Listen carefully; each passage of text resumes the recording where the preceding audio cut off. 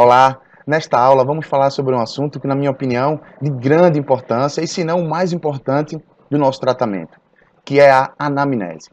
É o momento onde nós iremos realizar a avaliação do paciente, é o momento onde nós iremos coletar todas as informações necessárias para que nós possamos traçar não só o nosso plano de tratamento, mas também onde nós vamos escolher as melhores técnicas a serem aplicadas naquele indivíduo para que os resultados eles possam ser satisfatórios e rápidos.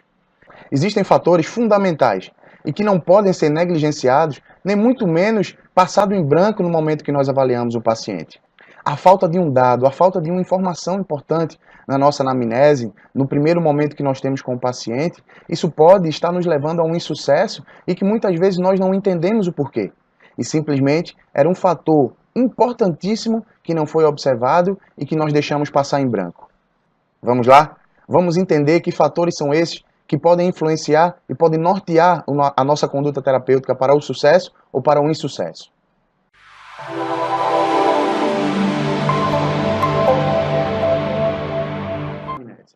Quais são os critérios que nós devemos adotar? Por que nós devemos pensar em cada fator desse e como eles podem influenciar nos sintomas e também na minha intervenção? Então, a primeira coisa é a história da dor. Eu vou destrinchar cada tópico desse nos slides seguintes e queria que você estivesse muito atento a duas coisas. Primeiro, a história da dor e a história pregressa. E eu deixei aí em vermelho, deixei em destaque a história pregressa, porque eu vou falar um pouco sobre isso nos slides seguintes, mais precisamente no próximo slide. Mas eu queria que você se atentasse bastante a isso. Então, a história da dor ou história do sintoma, história pregressa que o paciente pode estar nos relatando, fatores influenciadores, eu vou falar um pouco sobre isso e vou te explicar cada tópico de forma específica. Hábitos de vida, o que é que eu devo observar, como é que isso influencia nas queixas do meu paciente. Alterações mecânicas e estruturais, fatores sistêmicos e até mesmo fatores nutricionais. E você vai entender também como que você será capaz de identificar se esse paciente ele tem alguma alteração do âmbito nutricional, se existe no seu metabolismo alguma coisa que esteja influenciando nos seus sintomas ou até mesmo na sua posição viciosa, nas suas alterações posturais. Histórico de procedimentos odontológicos, queixas limitantes, e qual a perspectiva do seu tratamento. Eu vou destrinchar cada tópico desse a partir de agora. Então, história da dor ou história do desconforto. Esse é um fator importante. Uma coisa que nós precisamos nos salientar, e é um erro bastante comum, é quando o paciente ele relata algum tipo de dor, algum tipo de desconforto, nós tentamos induzir o paciente a responder talvez aquilo que nós gostaríamos que ele respondesse. Nós induzimos o paciente, como por exemplo, como é essa dor? Isso é uma dor que queima? Isso é uma dor que é uma pontada? Não fala nada. Deixa o paciente falar.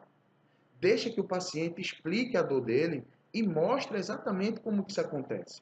Nós não vamos em momento nenhum intervir e não vamos em momento nenhum tentar fazer com que o paciente, induzir o paciente a uma resposta que talvez fosse mais fácil a minha avaliação ou talvez aquela resposta dada por ele tornaria a minha avaliação de forma mais simples. Porque muitas vezes não é realmente aquilo que o paciente quer falar, mas pela nossa indução e pela influência que nós temos diante do paciente, o paciente chega a expressar alguma coisa que talvez não seja verdade. Então, nós vamos nos atentar apenas ao que o paciente disser. O que o paciente não disser, nós vamos subentender, mas não vamos induzir o paciente a responder aquilo que ele não relatou como queixa principal. Tá? E aí uma coisa que talvez nós tenhamos que perceber é se existe uma correlação com algum fator específico. Se o paciente ele consegue correlacionar, por exemplo, a uma atividade que ele realiza específica, a um determinado alimento que ele comeu, que ele ingeriu, e que a partir daquele momento esses sintomas começaram a aparecer. Tá? Então é importante a gente correlacionar, porque talvez esse fator, esse último fator que desencadeou a dor ou o desconforto, seja apenas a gota d'água, mas não necessariamente seja este fator o único responsável por desencadear todos aqueles sintomas. Este fator que muitas vezes o paciente ele costuma correlacionar, como por exemplo, o paciente apresenta uma dor e chega para a gente dizendo que eu acho que foi o meu colchão, acho que é o meu travesseiro, acho que é porque eu troquei o tênis. Esses fatores realmente eles podem colaborar para o aparecimento dos sintomas, mas não quer dizer que esse é o fator primordial. Esse pode ter sido o fator apenas que deu o start no problema, o start na dor do paciente. E aí, a gente precisa estar bem atento a isso. E nós não vamos nos deter a esses fatores que o paciente ele pode correlacionar como o último fator que desencadeou a dor. Então, nessa questão agora de história pregressa, eu quero que você preste muita atenção nisso que está aí escrito. O histórico pregresso do paciente ele pode ser uma guia indicativa de algo desencadeador, mas não devemos nos apoiar no que aconteceu e sim observar o que pode ser feito para trazer o equilíbrio em geral. O que seria isso, Deide? Muitos pacientes chegam para a gente e eles relatam o seguinte: ah, eu tive um entorse do tornozelo há 2 anos atrás. Eu fiz uma cirurgia na minha coluna há uns 5 anos atrás. Eu tive uma cirurgia de vesícula há não sei quanto tempo atrás. Tudo bem. Isso é um fator relevante? Sim. Mas esse fator será para que nós possamos entender o que aconteceu e como o corpo ele reagiu a isso. Uma cirurgia de vesícula que foi feita há anos atrás, nós não podemos voltar no tempo e desfazer todos aqueles efeitos que já foram gerados e as adaptações que foram feitas pelo corpo devido a uma cicatrização mal feita. Nós não temos como voltar no tempo. Nós não temos como voltar no tempo em uma cicatriz de uma cesariana, nós não temos como voltar no tempo em uma cicatriz de uma abdominoplastia, não temos como voltar no tempo em uma fratura mal consolidada que causou uma alteração estrutural. Então, nós não vamos nos apoiar nisso. O que aconteceu, já aconteceu. O corpo já absorveu e já se adaptou. Qual será o meu objetivo diante desse paciente? Eu vou observar, fazer toda a avaliação e observar qual é o melhor prognóstico para ele. Até onde eu posso ir e quais são os benefícios que eu posso trazer para esse paciente, para aquele sistema, diante de tudo aquilo que ele apresenta para mim.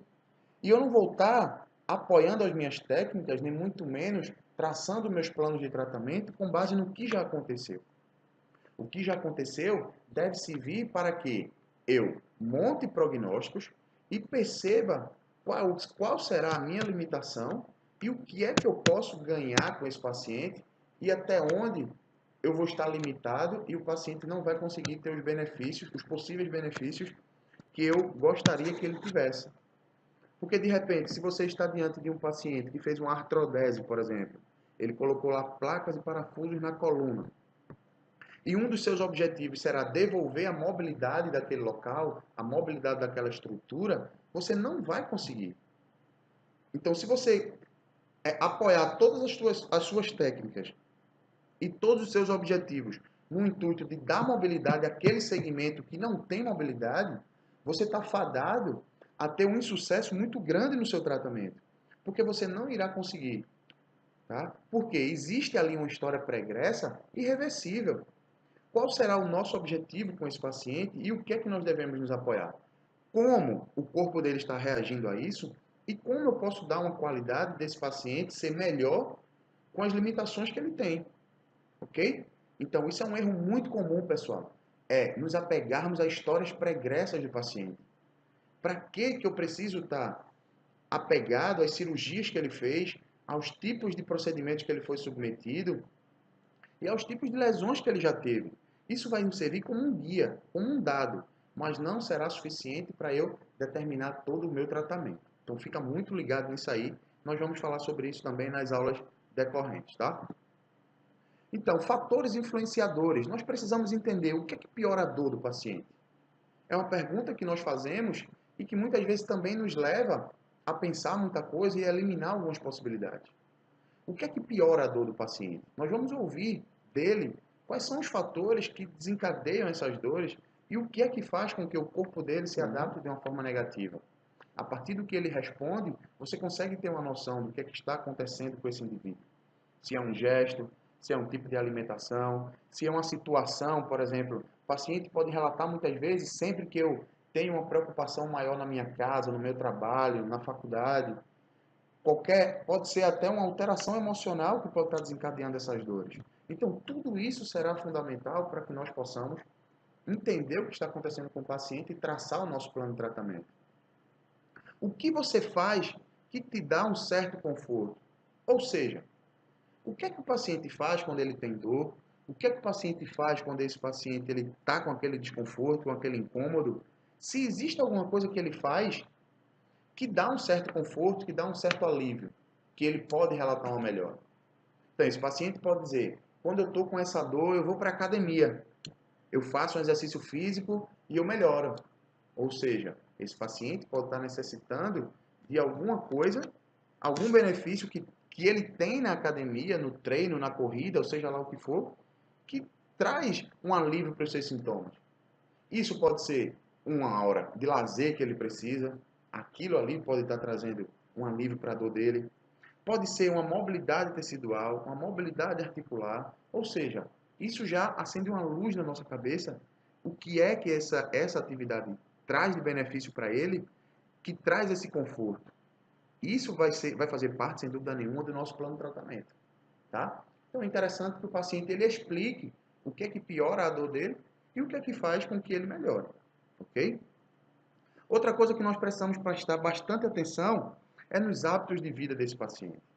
Quando eu falo hábitos de vida, não é o que é que ele faz no dia a dia, e simplesmente com o que é que ele trabalha, qual é a atividade laboral que ele pratica, se ele tem alguma atividade esportiva ou não. Os hábitos de vida vão muito mais além disso. Eu preciso saber, por exemplo, como é o sono desse paciente. Ele tem um sono reparador? Ele dorme bem? Ele tem insônia? Ele tem noites conturbadas? Ele precisa tomar medicação para dormir? Por que isso? Porque o sono, ele é reparador. Então, durante o sono é quando todo o nosso sistema imunológico ele está trabalhando e é como se fosse um reset em todo o nosso sistema nervoso central para que o corpo entenda e faça os reparos necessários e que vão auxiliar em processos de cicatrização, vão auxiliar no processo de desativação de uma musculatura que está hiperativa. Ou seja, e se o paciente ele não tem essa qualidade de sono adequada, ele não tem esse momento de reparação autônoma do sistema nervoso central, se ele não consegue se autotratar de uma forma natural, nós precisamos também entender por que isso está acontecendo e precisamos traçar objetivos para que esse sono ele volte a ser reparador, porque isso irá influenciar diretamente no nosso tratamento, podendo causar um sucesso ou um insucesso das nossas técnicas. Esse paciente ele realiza atividade física.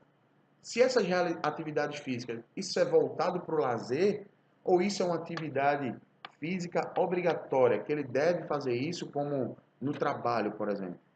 Quer ver um exemplo disso? O paciente ele pode dizer, não, eu não sou sedentário não. Eu trabalho, no meu trabalho, eu subo e desço escada várias vezes, vou aqui, vou ali, eu ando bastante, ou seja, isso não me faz uma pessoa sedentária. Eu me locomovo bem, eu subo escada, eu desço escada, eu me agacho, eu pego um peso aqui. Ou seja, isso não é uma atividade de lazer. É diferente o paciente ele realizar isso como obrigação e como ter objetivos muito mais específicos do que o lazer na realização dessa atividade. É interessante você diferenciar isso. Se essa atividade física que o paciente relata é algo voltado para trabalho, que vai forçar a cabeça dele a estar trabalhando de uma forma diferente do que da liberação, por exemplo, da endorfina, que é a substância do prazer, né? E aí é diferente dele realizar uma atividade física de subir e descer uma escada com uma caixa, subir e descer a escada para pegar um papel, imprimir algum documento, do que estar fazendo isso com a mente voltada para outro âmbito, no âmbito do lazer, no âmbito da saúde, no âmbito do prazer. Então, preste atenção nos hábitos de vida desse indivíduo. Além do que, seus hábitos alimentares e saber se esse paciente ele se hidrata bem durante o dia.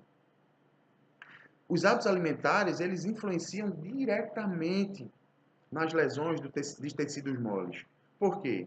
Dependendo do tipo de alimentação que a pessoa ingere, isso pode gerar uma pressão tanto positiva quanto negativa na parede abdominal. E essa pressão abdominal, quando ela é desenvolvida, ela vai obrigar o recrutamento de tecidos musculares de uma determinada forma. E isso vai fazer com que o corpo ele assuma alguns padrões de tensionamento, principalmente em músculos específicos. Isso pode causar dores, disfunções e dificuldades de mobilidade em alguns pontos. Nós vamos falar um pouco sobre isso mais para frente, em uma aula específica, falando sobre pressão abdominal e como isso pode influenciar nas dores do corpo. A questão da hidratação, é importante também nós estarmos atentos a isso, porque a hidratação ela vai ser fundamental e importante em alguns fatores, como, por exemplo, um paciente que não se hidrata bem, ele é um paciente que corre o risco de apresentar sinais de constipação, de prisão de ventre. Porque quanto mais o paciente ele é hidratado, e a água ela favorece a eliminação do bolo fecal. A hidratação também irá ter influência direta no tecido muscular, na sua mobilidade tecidual, na sua facilidade de mobilização, para que nós possamos entender uma não mobilidade tecidual, uma contratura muscular. É importante que o paciente ele esteja hidratado. Senão, aqueles pontinhos de tensão que nós conseguimos identificar com muita facilidade, eles têm uma predisposição muito maior de serem gerados. Ok? Além do que, nós precisamos observar a ergonomia desse paciente no trabalho, na casa, na faculdade, né? Como que esse paciente, o que é que ele relata em relação à dificuldade, ou até mesmo se ele está trabalhando dentro de padrões corretos, quais são a altura da cadeira que ele trabalha, enfim. Todas aquelas alterações ergonômicas que são importantes e que nós conhecemos, vale a pena sim nós observarmos e buscar do paciente se ele tem alguma queixa em relação a esses fatores. Nós vamos observar também alterações mecânicas ou estruturais. O que seria isso? Esse paciente já foi submetido a alguma cirurgia traumática? Nós vamos observar se existe a presença de placas ou parafusos ou fatores que possam limitar a articulação, como por exemplo a artrodese que eu falei anteriormente, ou qualquer outro fator, né? Assim como necessidades especiais para realizar tarefas, como por exemplo se esse paciente ele necessita obrigatoriamente de uma órtese, ou até mesmo é um paciente protetizado, tá? Então tudo isso é importante que nós possamos nos salientar para saber se as minhas técnicas elas vão surtir efeito ou se elas têm ou não indicação. Além disso, fatores sistêmicos e fatores nutricionais. Isso é fundamental nós identificarmos e é importante que nós tenhamos o conhecimento de como isso pode influenciar nas dores do meu paciente. Se esse paciente ele tem o intestino preso, no caso das mulheres, se ela apresenta cólica menstrual, se sim, qual é a intensidade disso, como é o fluxo, se quando está presente a cólica menstrual, se ela traz alguns sintomas específicos. Por exemplo, uma coisa muito comum de nós identificarmos no caso das mulheres, quando apresentam um certo grau, um certo nível de cólica menstrual, elas apresentarem alguns sintomas associados, como por exemplo, dor de cabeça, né, dor na região cervical, dor na região lombar principalmente. E essa dor lombar, muitas vezes, que essa paciente ela pode estar relatando para a gente, pode ser uma alteração sistêmica, pode ser uma alteração visceral. E que aí, não necessariamente, as técnicas manuais, sozinhas, elas irão resolver o problema. Então, nós temos que ficar muito ligados com isso e precisamos sim buscar todas essas informações.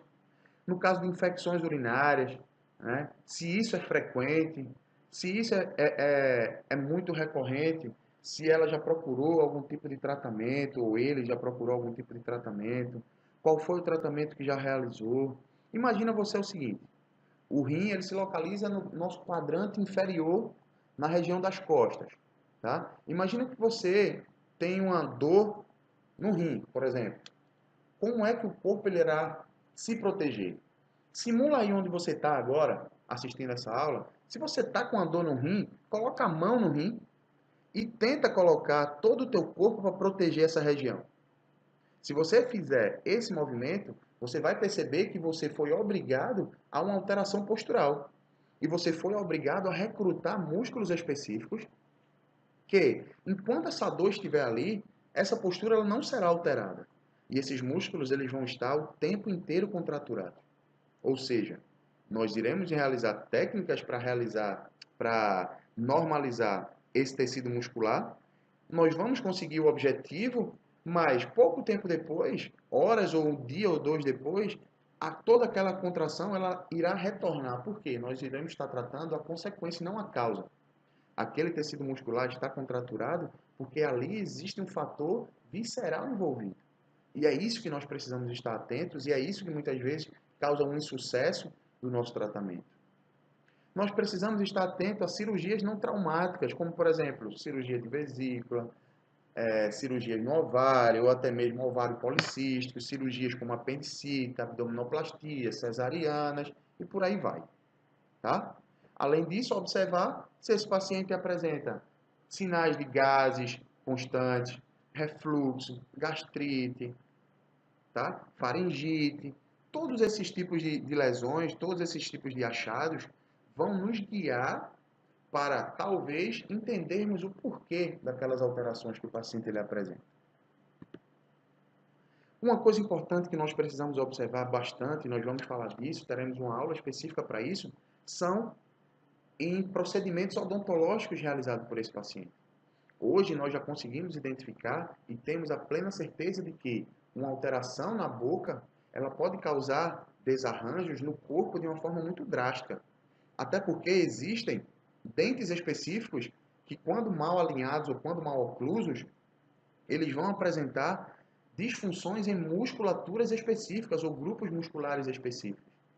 Que talvez não, com certeza, toda a nossa aplicabilidade, todas as técnicas que nós iremos aplicar para aqueles grupos musculares no intuito de diminuir a tensão ou eliminar as tensões naquele local e devolver a sua mobilidade, não sejam suficientes. Por quê? Eles estão sendo consequência de uma má oclusão dentária e de uma alteração odontológica. Então é importante nós observarmos se esse paciente ele já sofreu ou tem algum tipo de disfunção a nível da boca, a nível de articulação temporomandibular.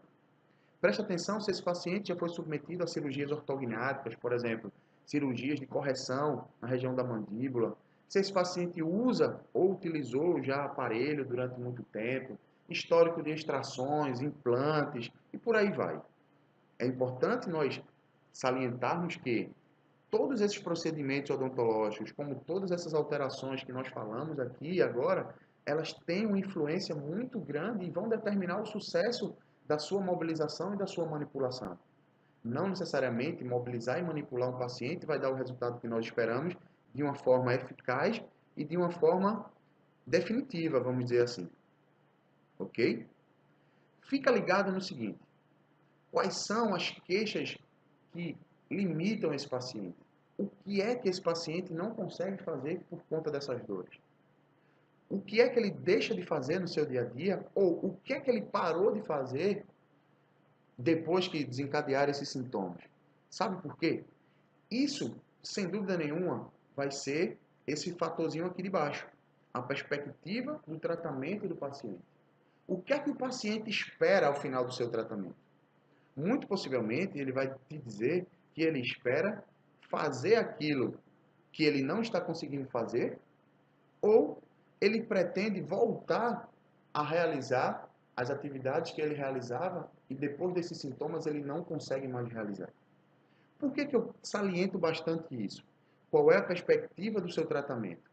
Você tem que saber do paciente o que é que ele espera de você.